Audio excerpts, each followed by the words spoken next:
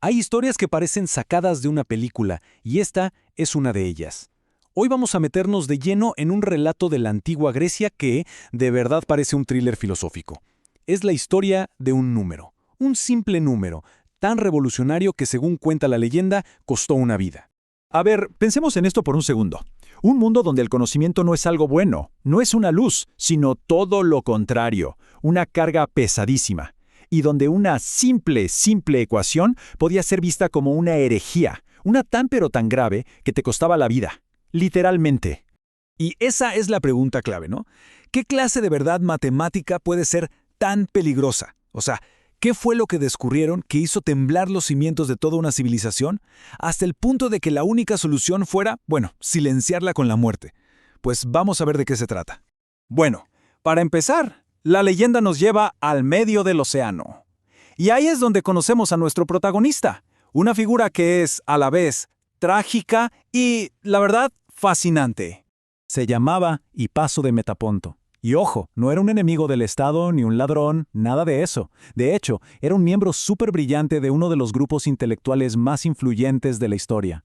Y su único crimen, haber sido curioso. Nada más. Ok, pero para entender por qué este descubrimiento fue, bueno, una catástrofe total, primero tenemos que meternos en el mundo en el que vivía Hipaso. Y ese mundo era el de la hermandad pitagórica. Y para esta gente, la frase todo es número no era una metáfora, ¿eh? Para nada. Ellos creían literalmente que el universo entero, o sea, todo, desde la música de los planetas hasta cómo funciona nuestra propia alma, se podía explicar con números enteros y sus proporciones. Así de simple y así de profundo. En su cabeza, el universo era racional. Imagínenlo como una sinfonía perfecta, superordenada, predecible. No había espacio para el caos, ni para la imperfección, y mucho menos para algo que no se pudiera medir. Todo, absolutamente todo, encajaba en esta armonía matemática divina. Entonces, a ver, el punto crucial aquí es este. Su filosofía se sostenía sobre tres ideas principales. La primera, que toda la realidad se puede reducir a números enteros o a fracciones. Simple. La segunda, que esa estructura de números es lo que le da belleza y orden a todo. Y la tercera, y esta es la clave para entender lo que pasó, es que los descubrimientos más importantes eran secretos sagrados, o sea, no eran para que los supiera todo el mundo.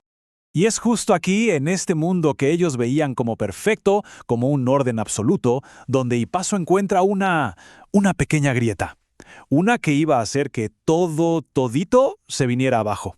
Y lo más increíble es que no se necesitó una fórmula súper compleja ni un experimento rarísimo, no. La herejía, el problema, nació de la figura geométrica más simple que se puedan imaginar. Un cuadrado. Una figura que los pitagóricos, irónicamente, estudiaban todo el tiempo. Lo que hizo Hipaso fue algo muy lógico. Aplicó el teorema más famoso de su propia gente, el teorema de Pitágoras. Si tienes un cuadrado y cada lado mide, digamos, 1, ¿cuánto mide la diagonal? Pues resulta que mide la raíz cuadrada de 2. Y ahí estaba. En ese resultado tan simple se escondía el caos total. Un número que, según su propia filosofía, simple y sencillamente no debería existir. ¿Y por qué? Porque la raíz cuadrada de 2 es este número. Un número que sigue y sigue y sigue para siempre y nunca se repite en un patrón. O sea, no lo puedes escribir como una fracción simple. No es un número entero. En pocas palabras, no es racional. Para ellos, esto era un auténtico monstruo matemático. A este concepto se le llama inconmensurabilidad, pero para los pitagóricos era más que un concepto matemático, era una blasfemia. Significaba que hasta en la figura más simple, como un cuadrado, el universo tenía escondida una semilla de caos, de imperfección. Imagínense, esto tiraba por tierra toda su visión del mundo. Pero, ojo, el descubrimiento de este número imperfecto no fue el único pecado de Hipaso, no. Su verdadera ofensa, lo que de verdad los molestó, fue su filosofía sobre ¿para qué sirve el conocimiento?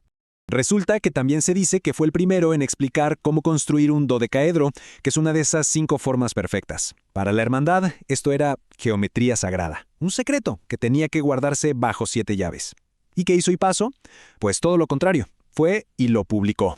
Y aquí se ve clarísimo el choque de ideas, ¿no? Por un lado, los pitagóricos, que pensaban que el conocimiento era un secreto para unos pocos para mantener el orden. Y por el otro lado, Hipaso, que decía, no señor, la verdad, aunque sea incómoda, le pertenece a todo el mundo. Era básicamente el dogma contra la ciencia abierta.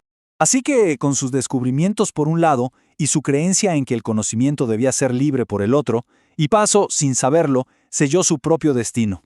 Miren, aunque no dejó nada escrito, la historia le atribuye una idea que resume perfecto quién era, una declaración de principios que lo puso de frente contra su hermandad y que, al final, cuenta la leyenda, fue su sentencia. La historia, o bueno, la leyenda, cuenta que lo subieron a un bote y simplemente lo arrojaron por la borda. Así, para que el mar se tragara su herejía. Para la gente de su época, murió como un traidor. Pero para la historia de la ciencia y del pensamiento libre, se convirtió en uno de los primeros mártires. Fíjense qué vuelta da la historia. Pasamos de un dogma, el del universo racional, a una herejía, que fue la idea de Hipaso. Y hoy esa misma herejía, esos números irracionales, son la base de casi todo, de la matemática moderna, de la física, de la ingeniería. Y es que la historia de Hipaso resuena muchísimo hoy, ¿verdad? Nos enseña que la realidad, pues, no siempre se ajusta a lo que nos gustaría que fuera. A veces es desordenada. Pensemos en algo tan moderno como el GPS o en las comunicaciones globales. Toda esa tecnología depende precisamente de aceptar y usar esa imperfección matemática que tanto asustó a los pitagóricos. Y claro, esto nos deja con una pregunta flotando en el aire. ¿Cuáles de nuestras creencias perfectas de hoy van a ser las verdades rotas del mañana?